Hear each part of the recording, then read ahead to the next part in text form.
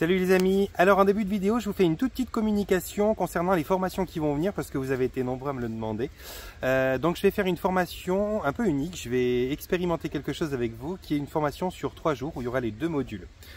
Pourquoi je peux faire ça? Parce que normalement chaque module, le module 1 et le module E, durait un week-end complet. Il y avait un jour théorie et puis un jour qui était pratique où je donnais des séances devant les élèves pour pouvoir leur permettre de voir les réactions, comment on peut accompagner les personnes, comment lire aussi à travers le discours des personnes ce qui est dit par la partie mentale, par la partie inconsciente, etc. Et j'ai pas mal de gens qui viennent de loin, qui voudraient faire les formations, mais bon, faire le voyage, venir un week-end et puis rester entre deux pour être là le week-end suivant, ça leur faisait compliqué. Donc ils m'ont dit ça serait pas possible pour certains d'entre nous qui sont un peu motivés d'avoir les 2 formations sur un seul week-end.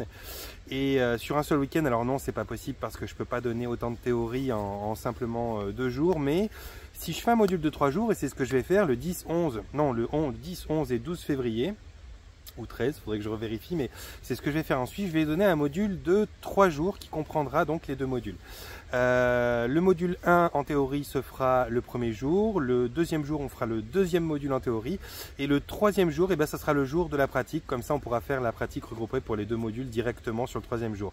Ça permet à ceux qui sont loin et qui avaient un petit peu de difficulté à s'organiser pour venir me rencontrer puis faire cette formation de pouvoir venir uniquement un bloc de 3 jours et puis comme ça c'est plus facile à organiser pour eux. Donc comme j'en ai plusieurs qui m'ont demandé ça, je mets ça en route et puis je communique de toute façon toujours tout dans le groupe l'intention base du changement. Vous retrouvez de quoi le rejoindre ce groupe dans la rubrique à propos de la chaîne YouTube, donc vous pouvez depuis là avoir les informations.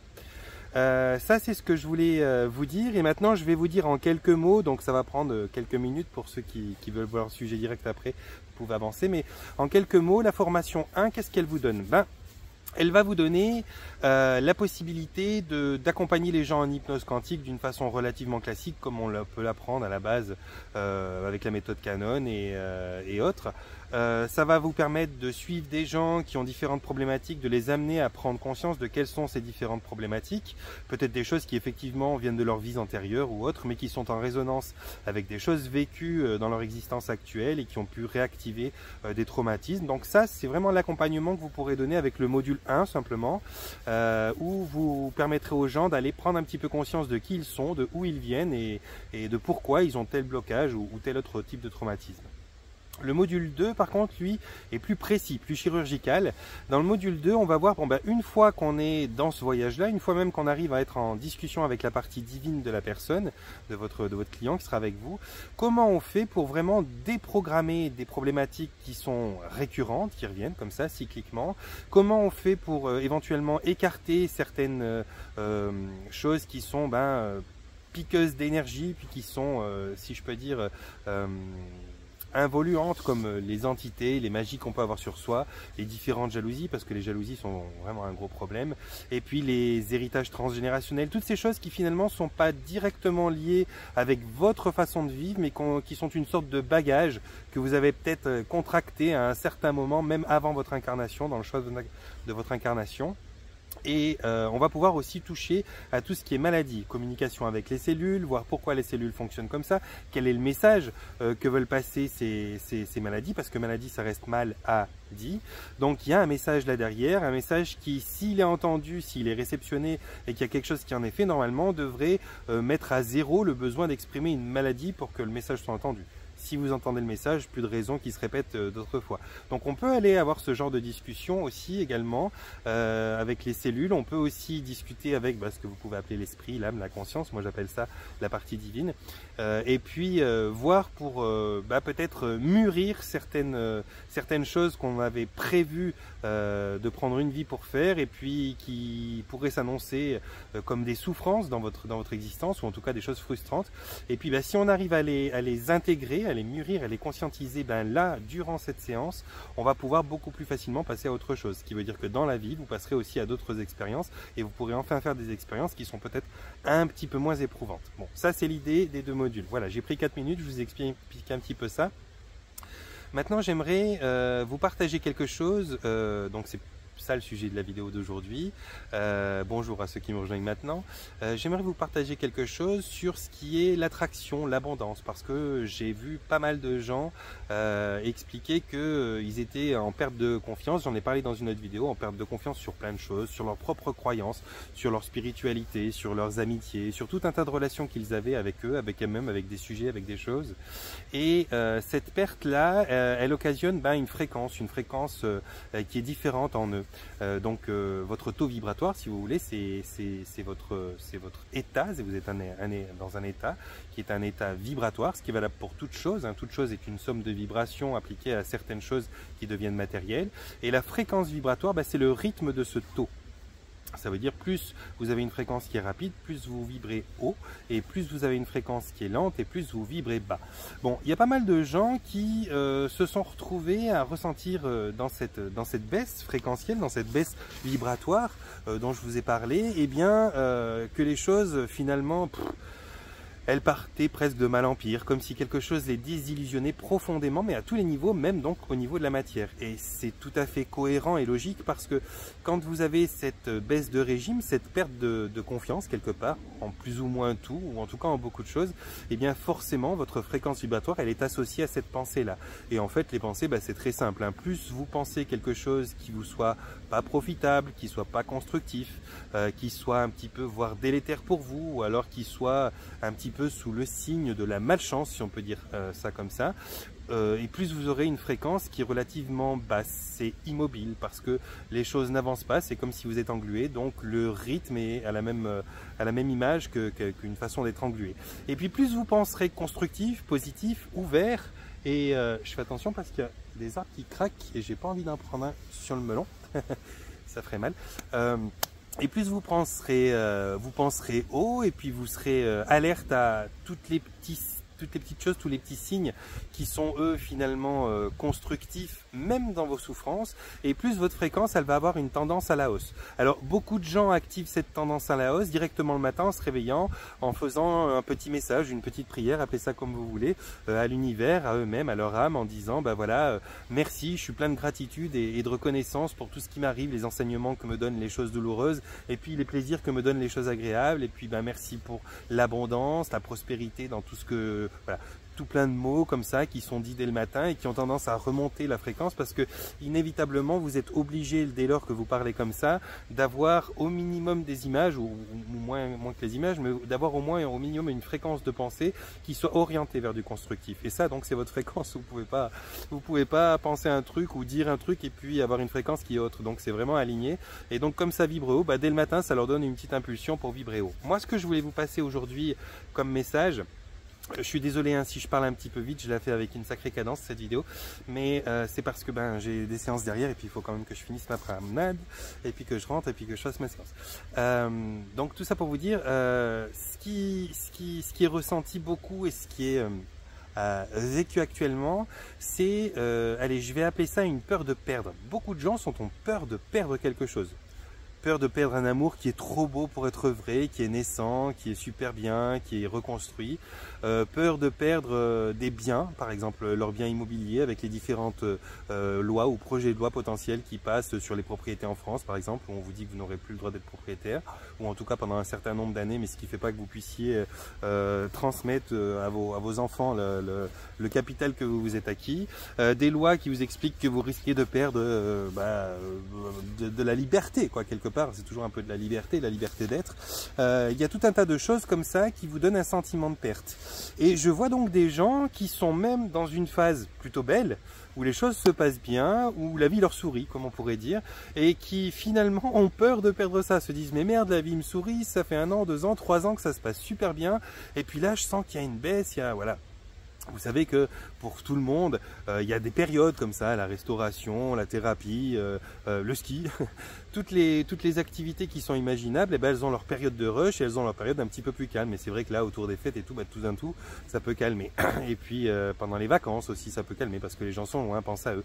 Donc on a peut-être dans ces moments-là l'idée que merde, quelque chose ne va pas, je risque de perdre ce que j'ai acquis, je risque de perdre, je sais pas, mes clients, je risque de perdre ma notoriété, je risque de perdre mon emploi, je risque de perdre mes amis, je risque de perdre telle fréquentation que j'ai eue à travers ce boulot. Bref, la peur de perdre quelque chose. Et cette peur de perdre quelque chose, comme je vous le disais, elle émane de vous une fréquence, et cette fréquence, elle manifeste vraiment ce qui est à l'image de cette peur que vous avez, cette peur de perdre. Donc, inévitablement, sans le vouloir ou en ayant peur, vous le manifestez.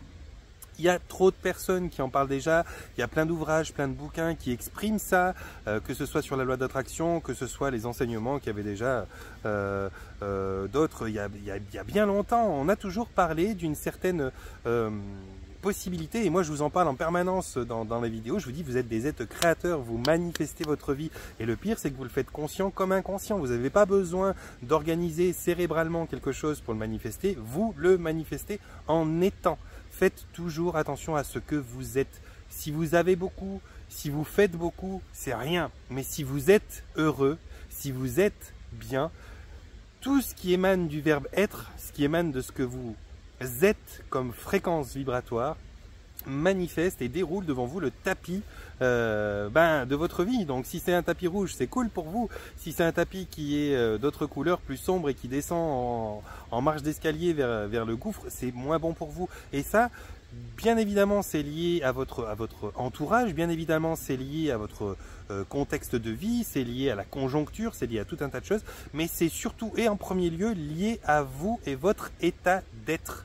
Beaucoup trop de gens encore, et c'est dommage malheureusement, beaucoup trop de gens encore ont un état d'être qui est trop en lien avec ce qu'ils ont ou ce qu'ils font. Et ça, faut arrêter. Il faut vraiment essayer d'arrêter ça. Il y a des gens comme, que ce soit Gandhi, Mandela ou peu importe, mais des gens qui étaient dans une cellule enfermée dans une pièce de 3 mètres par 4 mètres ou 3 mètres par 3 mètres, et qui étaient les gens les plus libres du monde parce que c'était un état d'esprit qu'ils avaient décidé d'alimenter. Vous pouvez faire ça, vous avez suffisamment de lectures qui en parlent, il y a suffisamment de choses qui encouragent à ça, et je sais, vous êtes éprouvé, je sais, vous en avez plein le dos de toutes ces années qui sont un petit peu éprouvantes, ça j'en suis persuadé et j'en suis convaincu moi-même parce que moi-même je le traverse, mais faites attention à ce que vous êtes. Faites attention à ce que vous êtes, les amis, parce que c'est la base de tout. Le reste sera en lien avec ce que vous êtes, et c'est pas vous qui serez en lien avec le reste. Donc faites attention à penser au plus positif possible, sans vous mentir. Ça sert à rien d'être d'une façon maladive à penser positif, et encore moins de penser positif par peur de penser négatif, parce que sinon là vous vous alimentez du négatif. Pensez juste positif parce que vous pouvez avoir la foi et être en confiance avec votre environnement, avec l'existence, parce qu'elle ne vous veut que de l'évolution, l'existence, elle veut rien d'autre pour vous. Donc essayez de penser comme ça, vous verrez que ça va manifester des choses, et surtout j'ai envie de vous dire, pour beaucoup de gens, vous n'avez pas peur parce que vous êtes dans une situation de détresse, vous n'avez pas peur parce que vous êtes en train de vous casser la gueule, vous avez peur parce que vous avez obtenu des acquis, vous avez amassé des choses et vous avez peur de perdre ces choses. Ça veut dire que vous êtes prisonnier de vos propres acquis. Je comprends ça, j'ai moi-même des acquis, j'ai moi-même des choses et j'ai peur par moment de les perdre. Mais je reviens toujours, en tout cas de façon cyclique, même si des fois ça me prend quelques jours, quelques semaines, je reviens toujours à me dire oh, ok, quoi qu'il se passe, si je perds ma maison, qu'est-ce qui se passe? Ouais, je vois tout de suite, je vais galérer, il va falloir que je vive autrement, il va falloir que je dépense moins, il va falloir que, ok, j'aurai plus ce cocon que je voulais faire hériter à mes enfants, ça va largement modifier peut-être ma retraite et tout. Bref, mais est-ce que je suis vivant? Oui. Est-ce que j'ai toujours mes enfants, ma femme, ma famille? Oui. Et finalement, je crois que tout ce que je fais dans la vie, tout ce que je construis, tout ce que j'ai construit et tout ce que je mets en place, ça a été toujours pour rendre ces gens-là et moi heureux. Ma famille, moi, les gens que j'aime, les rendre heureux. On travaille en général pour se faire plaisir à soi ou se faire plaisir à soi avec les gens qu'on aime. Mais ça, c'est toujours là, ces gens que j'aime. Donc, si c'est pour eux et que finalement, eux, je les perds pas, c'est pas si grave. Bien sûr, vous allez me dire, mais c'est énorme, tu perds ta maison. Oui, oui, oui, c'est énorme, on est tout à fait d'accord, c'est la merde infinie. Mais je perds pas le principal. Essayez de revenir tout le temps à ça. Essayez de vous dire que vous ne perdez pas le principal parce que vous perdez un job. Vous ne perdez pas le principal parce que vous perdez une situation financière. Vous ne perdez pas le principal parce que vous faites du tri dans vos amis et vos amours.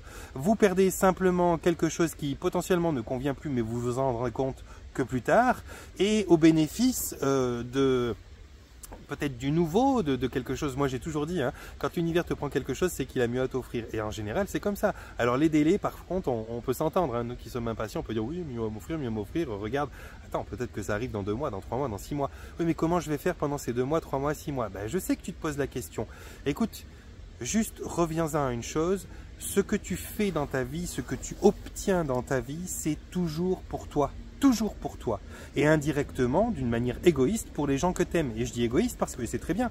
Parce que faire plaisir aux gens que t'aimes, ça te fait plaisir à toi. Nourrir les gens que t'aimes, ça te nourrit toi. Donc finalement, quand tu pars en vacances à quelqu'un, même si tu payes tout, quand tu offres un restaurant à quelqu'un, même si tu payes tout, c'est pas parce que t'es généreux ou machin, c'est parce que t'es égoïste. C'est dans le bon sens de la chose. Dans le sens où tu as compris que ça te faisait du bien. Et comme ça te fait du bien, eh bien, tu le proposes à d'autres parce que tu peux le faire. Et comme tu peux le faire, ben, finalement, ça te fait faire des cadeaux.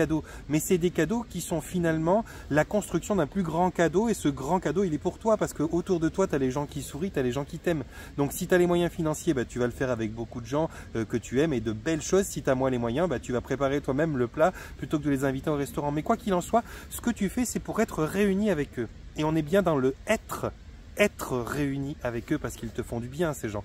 Donc n'aie pas peur de tout ce que tu peux perdre, de tout ce que tu n'arriveras plus à faire, du moment que tu parviens malgré tout le temps à être avec ces gens.